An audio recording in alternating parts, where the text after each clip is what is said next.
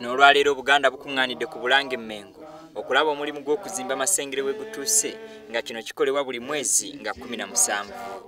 Wano Kamalabyonna Charles Peter Mayiga wategeereza akakiiko akaweebwa eddimu lino aka Buganda Twezimbe okwesiba ebbiri kubanga okutuuka omwezi gwa Kafumuula Mpawu ekizimbe kino kirina okuba nga kigiddwako engalo ng'ekisinzizo kyakwasibwa nnyinimu ku mazaalibwa ge ag'omulundi ogw'enkaaga agagenda okukwatibwa mu luggya lwa Bulange. Kabineti ya Ssaabasajja Kabaka yasazeewo tukuze amazaalibwa ga Ssaabasajja Kabaka Ronald Mwenda Mutebi okubiri ag'emyaka 6 nga tumukwasa ekisumuluzo ky'amasengere.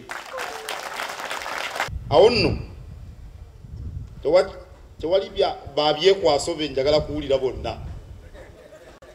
Tate kino tate kiri mwina okujja engalo ku masengere mu myezi 4 omukungu John Fred Kiyimba Freeman emyezi musigaze na bwegiti. Wadde ng'ayogedde bw'atyo ate bba abakwasibwa eddimu lino aba Buganda Twezimbe bagamba nti gukyetaagisa ensimbi ezitaka wansi w'akawumbi kalamba. Tuli mu kawumbi kamu sente ze twetaaga okumaliriza ekizimbe kino mu emitwalo 9. Mwagala akawumbi kalamba bano Abaganda akawumbi akamu tebakalina. Akawumbi akamu temukalina.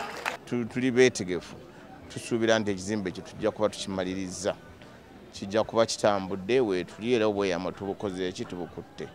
Omukungu Evaristo Sseguyango ono yakulira akakiiko akazimbi ategeezezza nga mu kiseera kino ebisinga obungi ku kizimbe kino bwe biwedde nga wasigaddeyo kuttaanya buttaanya.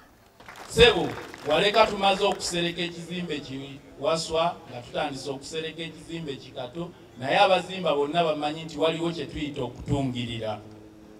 Naye nina omukisa okukutegeeza nti okutungirira kiwedde. Abantu bangi bawaddeyo ettoffaali lyabwe nga ku mulundi guno n'ab'ebyobulamu tebalitumidde mwana nga ku bano kubaddeko aba Hospice Africa, Palliative Care Association Uganda, aba Maudme Uganda n'abalala bangi nga bano bawaddeyo n'obutabo obusaasaanya amawulire ku Mukenenya ne Kookolo. Kuba bwe mutabeera balamu n'okujja wano temwandize temusobola kukola mirimu kweyimirizaawo temusobola kuzimba Buganda.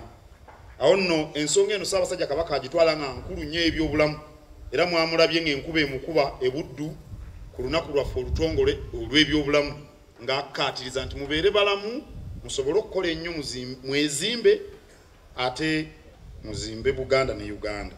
Mu balala abawaddeyo mwe mubadde n'abasuubuzi abavuzi ba pikipiki eziberekera empologoma aba Kabaka Mwenyango n'abantu Ssekinnoomu.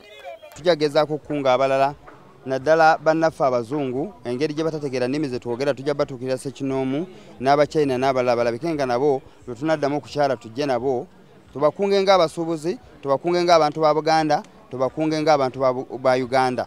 Olunaku olwaleero lwa mukisa nnyo ku nnaku ze tutera okukuŋŋaana wano ne tuba nga tukuŋŋaanyiza obukadde 2 mu emitwalo 17 mu 6 n'ennusu 5. Oluvannyuma Kamalabyonna alambuzizza abantu omulimu gw'okuzimba amasengere we gutuuse. Abakali Serunyigo, WBS TV, Bulange Mmengo.